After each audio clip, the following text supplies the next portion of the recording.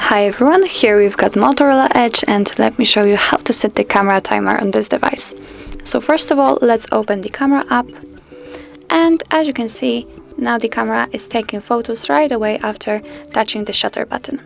If you want to set the camera timer, simply look at this upper bar, and here we've got the timer icon. As you can see, now it is off, but you can choose from 3 seconds delay or 10 seconds delay. So let me pick, for example, 10 seconds delay.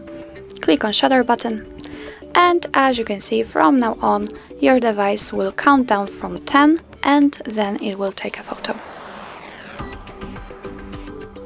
Okay, now let's check maybe 3 seconds delay, and as you can see, it is the same situation, but now it is counting down from 3.